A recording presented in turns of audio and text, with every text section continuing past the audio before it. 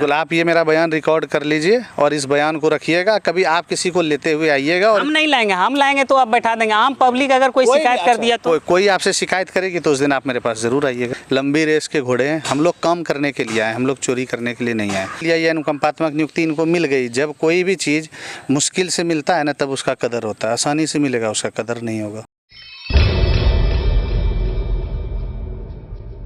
आपका चुनाव लड़ने का क्या मुद्दा है? कांग्रेस से टिकट मिल गया इसलिए लड़ रहे हैं, या फिर जनता का समस्या को लेकर लड़ रहे हैं, या फिर अपनी बाहुबलता यानी अपने पैसे को खर्च करने के लिए आप चुनाव लड़ रहे हैं? कहा जाता है गांव में जब आप जाएंगे तो कहा जाता है कि किसी से अगर दुश्मनी हो तो उसको चुनाव लड़वा दिया जाए। कहीं ऐसा कोई बात है? देखिए, पहली बात तो मेरी किसी से दुश्मनी नहीं है कि जो मुझे कोई चुनाव लड़ाएगा कि भाई किसी के कहने पे चुनाव लड़ूंगा।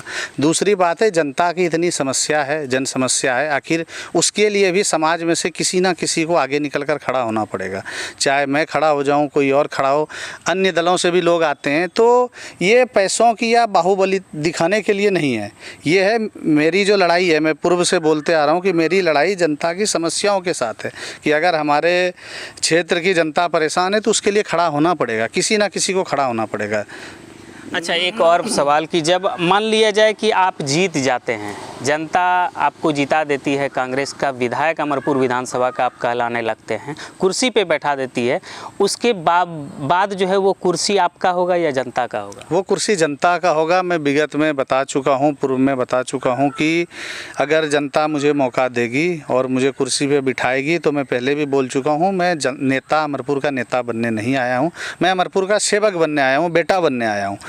कभी अगर जरूरत पड़ा कि उस कुर्सी पे एक पब्लिक बैठना चाहता है तो क्या आप उठ के उस पब्लिक पे को कुर्सी पे बैठेंगे? बिल्कुल बिल्कुल। ये आप मेरा ढकोसला तो नहीं है? आप मेरा बयान सब दिन चलेगा? बिल्कुल, आप ये मेरा बयान रिकॉर्ड कर लीजिए और इस बयान को रखिएगा, कभी आप किसी को लेते हुए आइएगा। और हम नहीं लाएंगे, हम लाएंगे तो आप बैठा देंगे। आम पब्लिक अगर कोई शिकायत कर दिया तो कोई आपसे शिकायत करेगी तो उस दिन आप मेरे पास जरूर आइएगा कि आपने ये कहा था चुनाव जीतने के पूर्व और आज आप ये कर रहे हैं। अच्छा, एक अंतिम सवाल होगा आपसे कि सत्ताधारी सरकार जब सत्ता में आती है, कोई भी पक्ष को, कोई भी पार्टी हो, जब वो सत्ता में आती है तो वो उनके पास क्या जो है प्रोग्राम आया, क्या विकास के लिए प्रोग्राम आया, वो सब चीज़ जो है जनता से कहीं दूर रखती है, क्योंकि जनता जान ना पाए, जनता को बुड़बक बनाने की कोशिश करती है और कई ऐसे लंबे खर्च वाले प्रोग्राम को वो थोड़े से में सिमट देते हैं, थोड़ी सी खर्च करके सिमट देते हैं और जनता नहीं जान पाती है।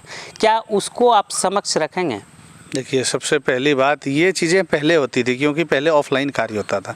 अभी के टाइम पे सारा चीज़ ऑनलाइन हो गया। कोई टेंडर आएगा या कोई योजना आएगा, हर चीज़ ऑनलाइन है। तो ये छुपाने वाली बात, इस बात का मैं खंडन करता हूँ, क्योंकि अभी मेरे हिसाब से अभी जो भी टेंडर या जो भी योजनाएं लॉन्च होती है वो सारा ऑनलाइन होता है, तो उसको छुपाने की बात ही नहीं। अगर उसके बाद भी कोई छुपाना चाहता है या छुपा रहा है तो वो गलती कर रहा है, जनता उसको दोबारा मौका नहीं देगी। देखिए, जनता के पास उतना टाइम नहीं है, जनता अपना पेट भरने से उसको टाइम ही नहीं मिलता है कि आपका पोर्टल खोल के या कोई पोर्टल खोल के, उतना जानकार भी नहीं है जो कि वो पोर्टल खोल के देखे कि कौन सा योजना आया, क्या है, वो कोई दलाल ही कर सकता है। क्या आप उस चीज़ को समक्ष रखेंगे? बिल्कुल समक्ष रखेंगे। और आपने मेरी पार्टी का सीधा स्ट्रेंथ सुना होगा। देखिए, हम लोग अभी लंबी रेस के घोड़े हैं, हम लोग काम करने के लिए आए, हम लोग चोरी करने के लिए नहीं आए। चोरी करना होता तो अभी कहीं ना कहीं चोरी कर रहे होते।